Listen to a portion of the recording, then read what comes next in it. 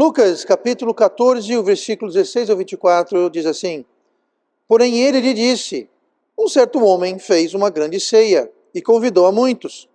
E à hora da ceia, mandou o seu servo dizer aos convidados, Vinde, que já está tudo preparado.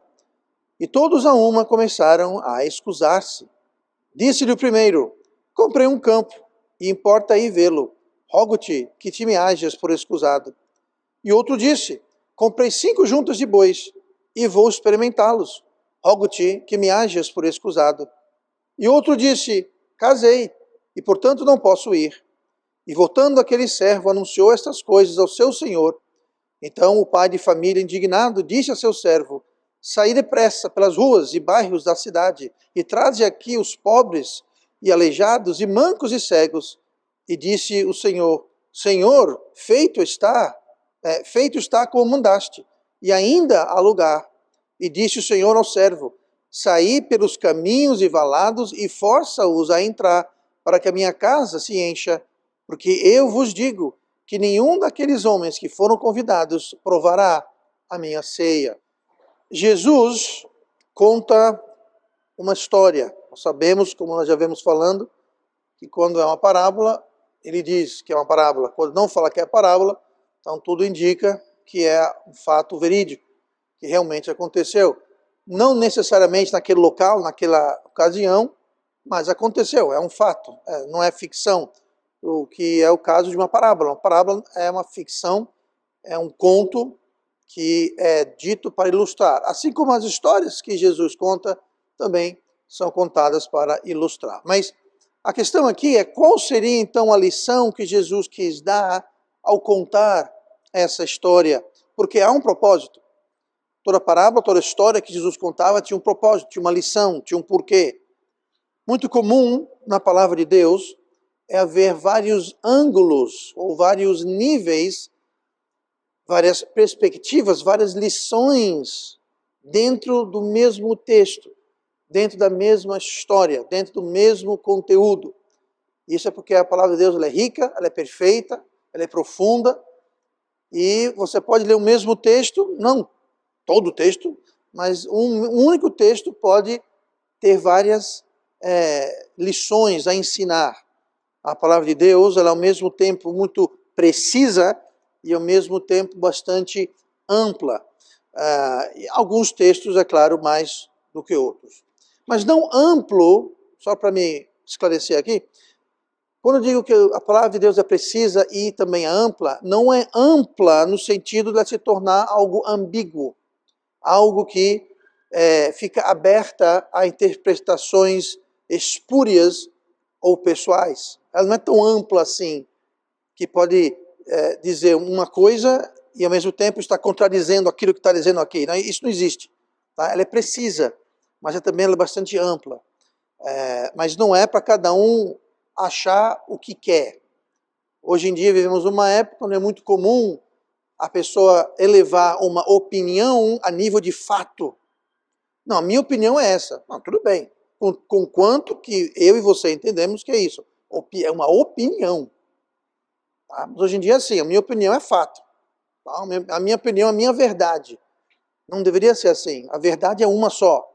Mas vivemos uma época em que cada um cria a sua própria versão da verdade. E muitas vezes isso acontece com a Bíblia. Alguém lê a Bíblia e lê um trecho e entende e tem uma opinião do que está falando que não é o que está falando. Tá? Então não é esse tipo de amplitude ou ambiguidade que eu estou me referindo, mas sim de várias camadas, múltiplas verdades ou lições contidas numa só. Lá em 2 Pedro, capítulo 1, versículo 20, aborda essa questão dizendo assim, sabendo primeiramente isto, que nenhuma profecia da Escritura é de particular interpretação, porque a profecia nunca foi produzida por vontade de homem algum, mas os homens santos de Deus falaram inspirados pelo Espírito Santo. Quando diz aqui que a profecia não é de particular interpretação, esse particular quer dizer, eu acho que é isso, eu acho que é aquilo, então tudo bem, você acha uma coisa, eu acho outra, e está todo mundo certo. Não é isso.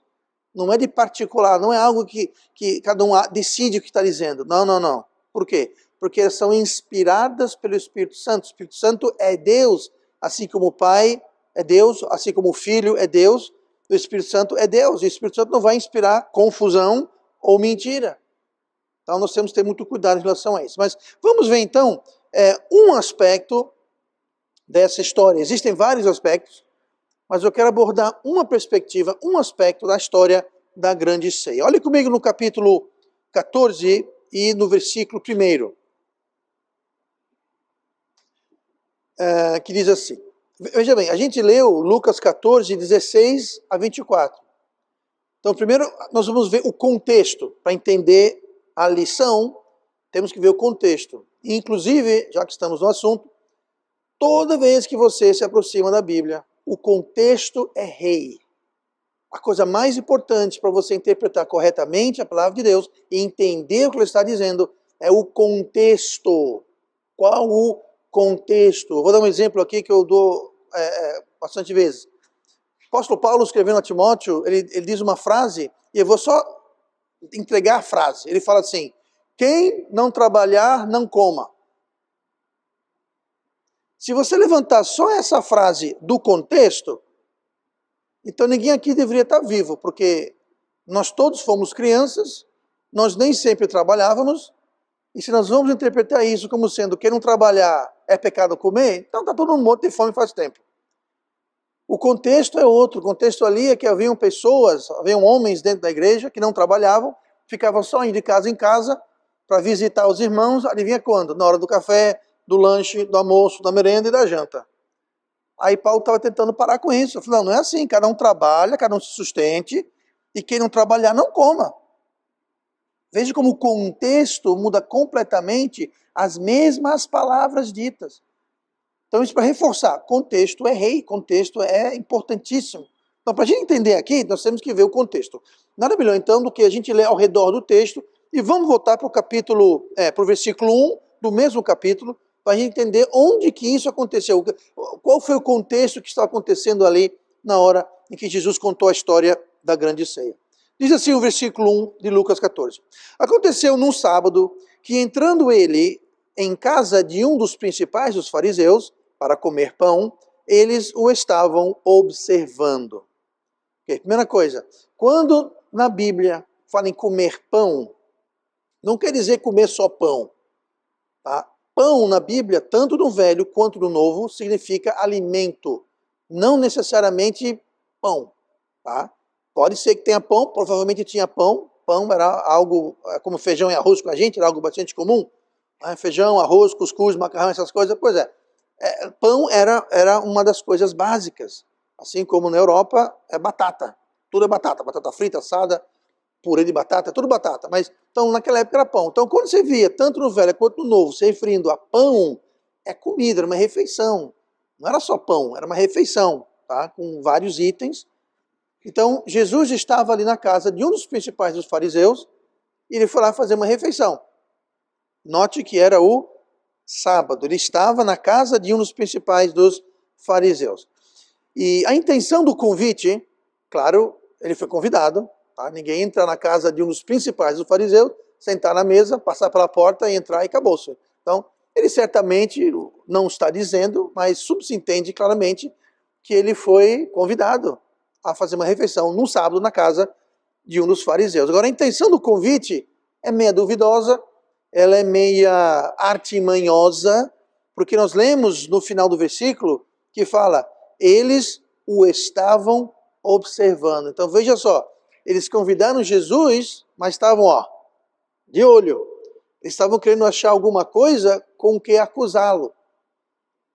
Tá? Essa é a intenção, eles estavam só de olho, não foi um convite apenas de cortesia ou para conhecer ele melhor. Não, eles queriam de alguma forma obter provas que ele fizesse ou dissesse alguma coisa que eles pudessem usar contra ele mesmo. Né? Então, eles queriam acusá-lo, mas Jesus queria ensiná-los.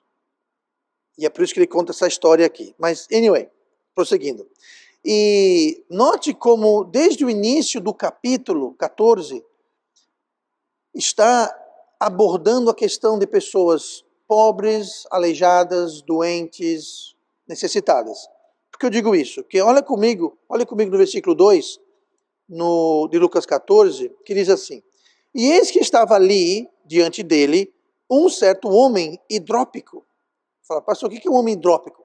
Hidrópico é porque ele sofria de alguma doença, uma condição em que havia acúmulo de água, de fluidos. E isso é caracterizado, a pessoa ficava inchada, o rosto ficava inchado, as mãos, a pessoa retinha muita água. Não temos mais detalhes, apenas isso seria talvez mais um sintoma do que uma doença, mas ele tinha alguma doença que causava essa condição. E como ficava inchado, era algo que você não podia ignorar, você não podia desperceber, ficava óbvio, a pessoa estava bem, sabe, bem inchada, bem... Agora vejam bem, esse homem que estava doente foi colocado para sentar aonde? De frente a Jesus. Não foi por acaso. Não é que havia um homem na festa hidrópico. Não. Havia um homem doente e ele foi assentado, ele foi colocado em frente, como diz aqui no versículo 2. E eis que estava ali diante dele, ou seja, na mesa, na frente dele, diante dele, um homem que estava, um homem hidrópico que estava bem inchado, visivelmente inchado e perceptível. Agora, veja então a artimanha, veja a coincidência, que ali havia um homem hidrópico em frente de Jesus, numa refeição na casa dos fariseus, num sábado. Jesus já tinha acumulado fama de que curava. Então, eles estavam querendo saber se Jesus, vamos botar um homem doente ali na frente dele, não com uma unha encravada, uma doença que você pode talvez não perceber, mas algo que vai ser na cara, algo que vai ser óbvio. Vai estar lá o cara todo manchadão, todo parece uma salsicha. Pronto. Bom, será que ele vai curá-lo no sábado? Entendeu a artimanha? Eles estavam usando aquele homem como isca para ver se Jesus curava. E Jesus o curou. E deu uma lição neles no processo. Então, o versículo 3, Jesus, é claro, já sabendo a intenção do coração deles, olha o versículo 3 de Lucas 14. E Jesus respondendo, falou aos doutores da lei e aos fariseus, dizendo, é lícito curar no sábado? Eu imagino até os fariseus e quem contou para ele? Quem disse nosso plano para ele? Jesus já estava 3 passos na frente deles, é claro. E ele deu exemplo. Qual de vós tivesse um animal que caísse num buraco, não fosse ajudá-lo num dia de sábado? Ele falou, são um bando de hipócritas que estão querendo me colocar nessa situação. Ele não falou isso aqui, mas né, o contexto seria esse. Vocês estão querendo me pegar, me criticar, me acusar por curar um homem num sábado, quando vocês farem a mesma coisa para o animal de vocês. Quanto mais para um ser humano. Então ele curou o homem e deixou todos sem palavras, tanto com a cura, como a sabedoria com que ele respondeu, e ninguém pôde acusá-lo. Ficaram sem ação, como eu disse, tanto pela cura, quanto pelo raciocínio que ele trouxe ali para ele. Então, esse era o contexto. Era um clima um tanto pesado, porque ele foi convidado para ser acusado, para ser tentado. Era um clima pesado, era um clima de refeição, e havia também ali uma pessoa necessitada. É nesse contexto que Jesus conta, então, um pouquinho adiante, nessa mesma refeição aqui, nesse sábado, na casa desse fariseu, que ele conta, então, a história da grande ceia. Então, primeiro, nós vimos o contexto, e o que Jesus trouxe, na realidade, foi um esclarecimento. Ele trouxe um esclarecimento. Olha comigo no versículo 15, que nós não lemos, nós lemos o versículo 16 ao 24, mas olha em Lucas 14, 15, e vamos ver o que foi que ele esclareceu. Lucas 14, 15. E ouvindo isto, um dos que estavam com ele à mesa, disse-lhe, bem-aventurado o que comer pão no reino de Deus. Então aqui, um homem que estava lá na refeição, na casa do fariseu, depois que Jesus curou e botou todo mundo no seu devido lugar, os fariseus, né? Então ele curou um homem doente, que em si já seria algo espantoso, né? Imagina alguém lá, tipo um salsichão, instantaneamente ficou curado, e a lição que ele deu em cima disso. Então, ouvindo isto, foi isso que ele ouviu, ouvindo isto, um dos que estavam à mesa disse-lhe, bem-aventurado comer pão no reino de Deus. Então, Jesus, no versículo seguinte, no 16, Jesus, ele retruca. Ele não responde porque ninguém perguntou nada. Você vê que no versículo 15, ninguém perguntou nada. Então, ele simplesmente retruca. Ele esclarece. Tá? E versículo 16 começa como? Porém, ele lhe disse. Note o porém. Porém, então, Jesus está pegando o raciocínio desse homem que estava lá, que disse, bem-aventurado que come pão no reino de Deus, e ele então falou, porém, no entanto, mas, ou seja, vai haver uma mudança, vai haver uma contrapartida. Tá? Então, versículo 16, ele falou, deixa eu ler aqui de novo, ele falou, porém, ele lhe disse, quem disse? Jesus, para quem? Para o homem que falou aquilo. Então, o que foi que alguém lhe disse? Vamos voltar para o versículo 15. E ouvindo isto, o que é isto? E ouvindo isto, vamos voltar então para o versículo 13. Vamos ver o que foi que, ouvindo isto, falou para Jesus, que Jesus, ouvindo aquilo, retrucou. Tá? Olhem comigo no versículo 13, de Lucas 14. Tá? Vamos ver o que foi que ele ouviu. O que foi que Jesus, o que essa pessoa ouviu de Jesus, para Jesus então responder a ele. Versículo 13. Mas quando fizeres convite, chama os pobres, aleijados, mancos e cegos, e serás bem-aventurado, porque eles não têm com que te recompensar. Mas recompensado te será na ressurreição dos justos. Tá? Isso aqui foi Jesus que falou. Então, só para não confundir muito, Jesus falou, versículo 13 e 14, que eu acabei de ler, falou, quando você fizer convite, convide os pobres, aleijados, os doentes, os cegos, tá?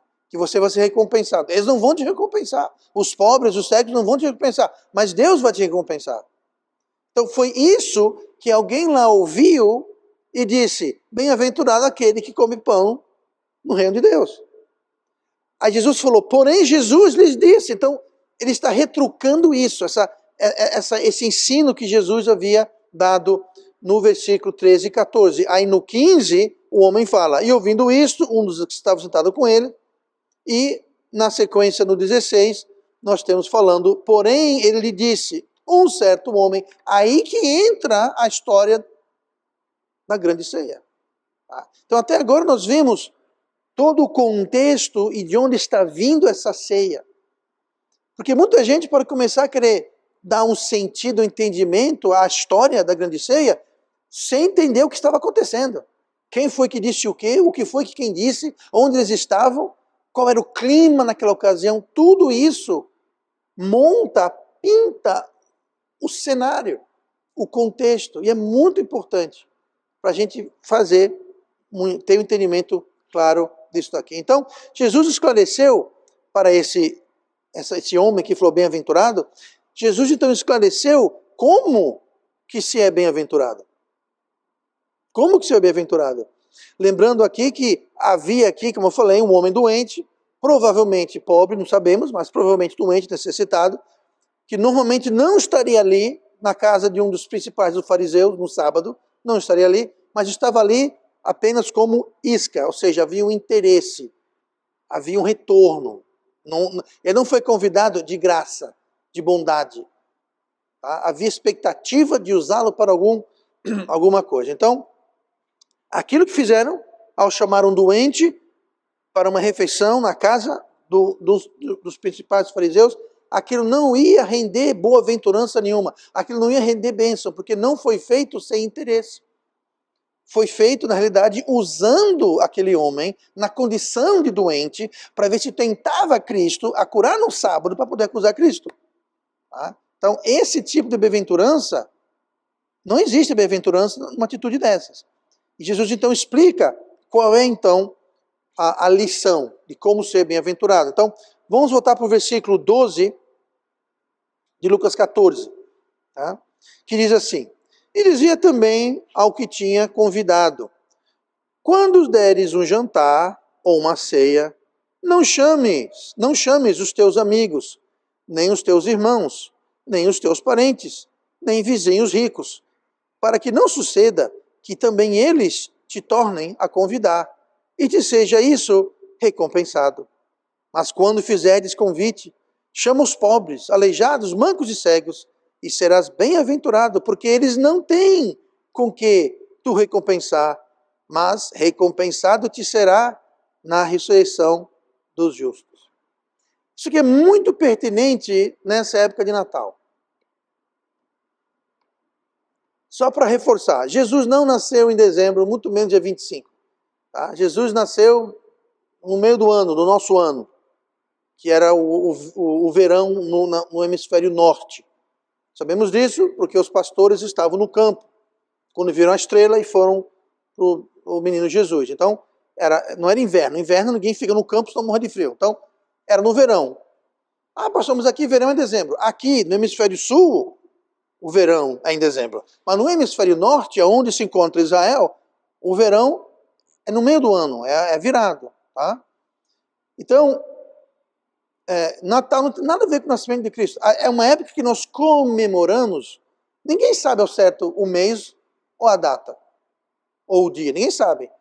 Então se escolheu, e há algumas pessoas que fazem questão maior, porque na realidade o dia 25 de dezembro é um dia de um festival mais pagão do que outra coisa, que é o ponto mais alto do sol, etc, etc, etc. Mas não estamos celebrando o ápice do sol e aquela coisa toda. Estamos celebrando, tomando essa época para comemorar o nascimento de Cristo, sabendo que ele não nasceu no dia 25 de dezembro, tá? Mas a questão não é essa. Mas nessa época festiva, só quando tem menos pessoas vindo para as igrejas, as pessoas ficam mais carnais, mais egoístas. Eu vou dar um exemplo. Ao fazer suas compras de Natal, se é que você faz, começamos a escolher assim, bom, eu vou dar um presente melhorzinho para um irmão que talvez possa me dar um presente melhorzinho. Ou eu vou dar um presente para quem vai me dar um presente. O Biel nunca me deu um presente de Natal. Ele não está na minha lista de presentes. Desculpa aí, Biel, você não está na minha lista. Aliás, ninguém está, então não precisa por isso. Às vezes funciona assim, né? Não, agora para o irmão ali eu vou dar um presentão. Por quê? Porque quem sabe ele me dá um presente também de volta. Pronto, é isso que Jesus está falando. Quando você faz um convite para quem tem condições de te convidar, você está fazendo aquilo com o interesse de receber um convite em retorno. Jesus falou, se você fizer isso, tudo bem, mas você já teve a tua recompensa. Você já foi recompensado. Você convidou, ele te convidou, estão quites, acabou. E você só convidou porque havia possibilidade, ou se não colocar pressão nele para que ele se sentisse obrigado de lhe convidar quando ele desse uma festa. Se você fizer isso, você já teve sua recompensa, acabou, está enterrado o assunto. Agora, quando você convida os cegos e os mancos, os aleijados, aí você fala, pastor, mas o que tem uma coisa a ver com a outra? Naquela época, se você era cego, manco, aleijado, você não trabalhava. Se você não trabalhava, você era pobre. Hoje em dia não, através de tecnologia, através do sistema social que nós temos, uma pessoa com uma deficiência física pode sim ter um trabalho, ter uma remuneração. Não quer dizer ser deficiente físico, não quer dizer necessariamente ser pobre. Tá? Inclusive programas sociais, né, que pessoas recebem por ter deficiência, e tem aquele programa de compra de carros, veículos, se você tem uma deficiência, você tem um grande desconto na compra de um veículo, uma série de coisas. Naquela época não tinha nada disso. Se você é cego, manco, coxo, aleijado, você não trabalha, acabou-se. E se você não trabalha, você era pobre. Então aqui, Jesus está dizendo, olha, quando você fizer uma festa, convide aquelas pessoas que nunca vão dar uma festa, muito menos te convidar para uma. Eles não têm como lhe dar uma festa, então não tem como lhe convidar. Muita gente pensa, e para que eu vou convidar alguém que não tem onde cair morto, que não vai dar uma festa, não vai me convidar? Para que eu vou convidar ele? Não, eu vou convidar quem pode me convidar de volta. Eu vou fazer um favor para quem pode me fazer um favor, uma troca de favores. Eu vou ajudar o Lucas, porque o Lucas, quem sabe, pode um dia me ajudar. Eu vou ajudar o Herbert, porque um dia eu posso precisar de um favor e o Herbert pode me ajudar. Não é para. Eu devo ajudar o Herbert ou o Lucas ou quem seja, independente se ele tem dinheiro, habilidade, condições de me ajudar, condições de me ser uma bênção. Isso não interessa. Ou seja, quando você convida, quando você estende generosidade, quando você estende a mão, faça sem interesse nenhum de ter retorno. Porque quando você faz isso, Deus nos recompensa. Deus nos recompensa. E cá entre nós, eu prefiro que Deus me recompense mais do que outra pessoa me recompensar. Então, eu nunca ajo assim. Alguém liga para mim, pastor, não sua ajuda. Quem é você? Falando, sabe uma coisa? Você não tem nada que me interessa. Então, ó, vaza, tchau, soma, desapareça, não quero saber de você. Agora, quando chega um outro irmão, esse irmão aqui, peraí, esse irmão aqui pode me ajudar. Ele é isso, ele é aquilo, ele tem isso, tem aquilo, ele tem contatos. Quem sabe, eu vou ajudá-lo. Quem sabe um dia vai sobrar alguma coisa para mim, um favor para mim, uma ajuda para mim. Vai sair um emprego para mim, vai sair um contato para mim, vai sair. Quer fazer isso, faça. Mas Deus está dizendo, você já teve a sua recompensa. E não recompensa no céu, que é recompensa o quê? Eterna. E que nós vimos recentemente, onde o ferrugem não corrói, ladrão não rouba. É eterno. Então, essa é a lição que Jesus estava falando. Estavam num jantar, convidaram um pobre doente, colocaram lá na frente de Jesus. Nossa, como eles são bonzinhos, esses fariseus. Não são bonzinhos, não. Eles botaram o homem ali como isca, para ver se Jesus era pego em curando no sábado. E Jesus, sendo Jesus, curou ele no sábado, deu uma lição de moral em todo mundo. E depois disso ele conta essa história, que tem um sentido mais profundo quando nós vemos aqui, que nós não vamos ver hoje, as reações dos convidados. Que ele convidou e começaram a dar desculpas. Não vou por causa disso, por causa daquilo, por causa daquilo, por causa daquilo. Então, eu não vou adentrar nesse aspecto da história, tá? Faremos isso numa data futura, mas é como eu disse, é uma história, como tantas outras, que tem várias camadas. A camada principal é que nós vimos agora, e tem outras também que estão atreladas a ela. Então, nós devemos ser uma bênção para quem não pode retribuir a bênção para nós. Senão a gente não está sendo uma bênção, estamos investindo. E quem investe, espera o quê? Retorno. Então nós não devemos investir, devemos ser uma bênção, sem esperar retorno. Porque ser bênção não é um investimento. Ser bênção, você coloca e esquece. Fundo de perda, acabou, eu vou ajudar. Se me ajudar, se não ajudar, se vai ser meu amigo, não vai ser meu amigo, se vai gostar, se não vai gostar, nada disso interessa. Nós, seres humanos, somos todos egoístas, faz parte da natureza carnal.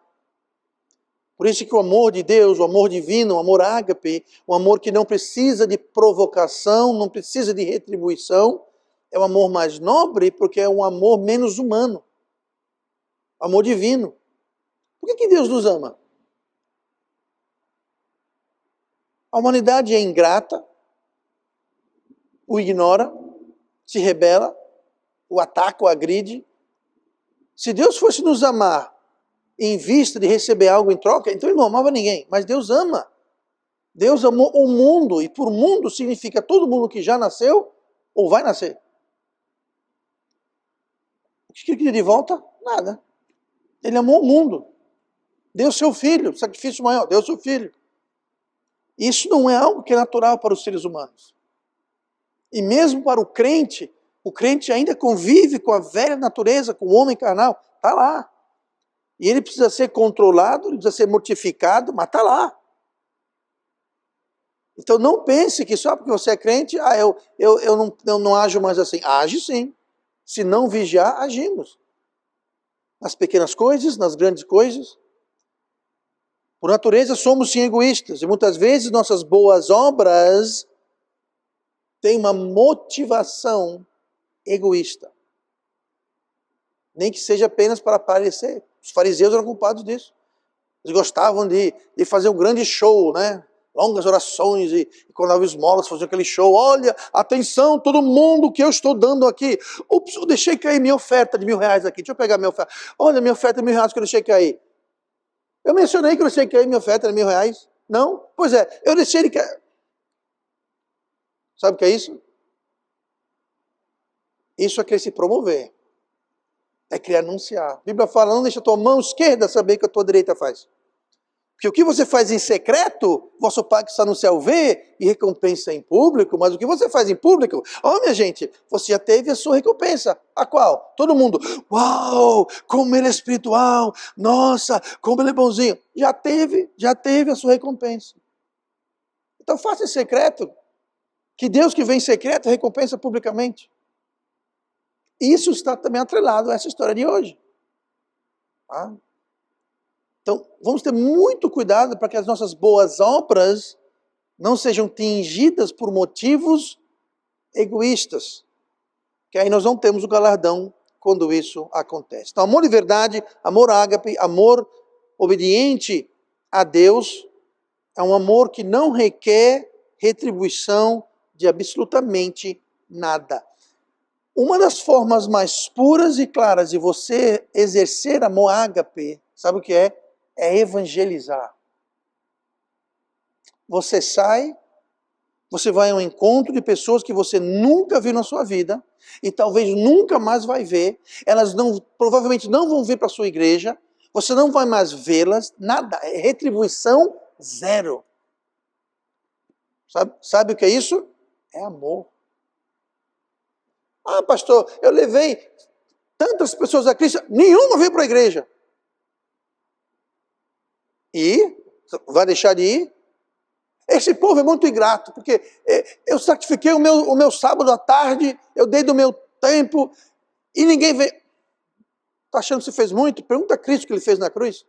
Viu o que Jesus fez na cruz? Ele está ofendido? Não. Todo aquele que vem a mim, de modo algum, lançarei fora. Uau, isso é amor. Amor é você não esperar retribuição. E não há nada mais agaposo, se eu puder inventar essa palavra, como evangelizar. Você está sacrificando o seu tempo, está saindo da sua agenda, da sua zona de conforto, você está saindo para encarar pessoas estranhas, que você nunca vai ver de novo, provavelmente. Nem sempre é verdade, mas a maioria das pessoas não vai ver de novo, não. Ah, pastor, esse povo todo que é salvo, estão aonde? Ah, estão em algum lugar, aonde eu não sei, estão em algum lugar.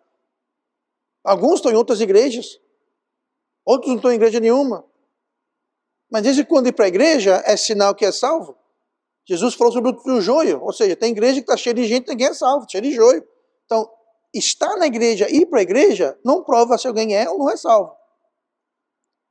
Alguém é salvo se a pessoa ouve, entende, crê e recebe o evangelho. Aí está salvo. O resto é detalhe. É importante ir para a igreja? Claro que é importante.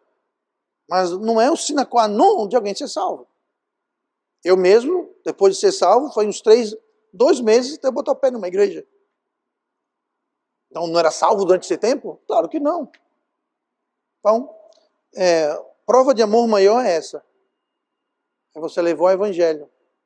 Tá? É o tipo de amor que fortalece e blinda. Esse amor ágape, esse amor que não exige retribuição, é o tipo de amor que vai fortalecer, que vai blindar um casamento, que vai blindar uma família, uma igreja, uma sociedade. É muito triste. Aqui em Maceió, eu estou, claro, generalizando. Trânsito muitas vezes é horrível. Você está aqui, tem um carro ali, você coloca o indicador que você vai mudar de faixa, o cara está lá embaixo. Quando vê que você vai mudar, ele acelera. Ele acelera. Por quê? Ele vai entrar, eu vou acelerar. Que tal um pouquinho de ser cortês e educado? Pois é, tem disso. Existem outras cidades, e não é coisa do Brasil não, porque tem outras cidades onde isso não acontece. Onde você vê que há uma diferença na condução dos veículos à rua, existe uma certa cordialidade. É você estender cortesia e bondade ao próximo. Isso afeta um país. É porque você é bonzinho para ele. Eu não sei quem ele é, eu não como na casa dele, ele não me faz nada. Eu vou tratar ele mal mesmo. Sabe o que é isso? Falta de moral, eu só vou tratar bem quem me interessa. Num casamento. Bom, minha esposa queimou o arroz ontem, então eu vou comer os bombons que eu comprei para ela. Nham, nham, nham, nham. Não, rapaz, não é assim não. Aí a esposa, pois é que meus bombons, vou queimar o feijão amanhã, ele vai ver uma coisa. Sabe o que é isso? É o toma lá da cá. Não é amor ágape. Então, amor ágape, esse amor que Jesus está dizendo, quando você fizer uma ceia, convide que não pode retribuir, você aplica isso a qualquer coisa. Seja bondoso para o seu cônjuge, para o seu filho, sua filha, seu pai, sua mãe, seu vizinho, seu colega, seu concidadão. Por quê? Por nada, sem esperar nada em retorno. Seja educado, cortês, generoso. Essa é a lição que Jesus está dizendo. Não ajude só com interesse. Ajude por amor, por bondade. Simplesmente. Se retribuiu, não interessa. Porque foi isso que Deus fez, foi isso que Jesus fez. Agora, quando a gente começa a medir quem vai ajudar, o quanto vai ajudar, dependendo do retorno possível, já teve a recompensa. E não vai ser recompensado. Então, qual tipo de relacionamentos nós queremos com Deus? Nos nossos lares, nas nossas vidas. Tudo vai girar em torno de seguirmos esta importante lição da grande ceia. Ajudar sem esperar retorno. Amor ágape, sem interesse, amor puro. Isso pode revolucionar um casamento, uma família, uma nação. Uma nação. Coisa do interior. No interior, nos Estados Unidos é a mesma coisa. Você está na rua, andando de carro, um lugar estranho, passa um carro, o cara... Pip, pip. Quem é aquele cara? Não sei. Simplesmente se cumprimentam. Andando na rua, bom dia, boa tarde, boa noite.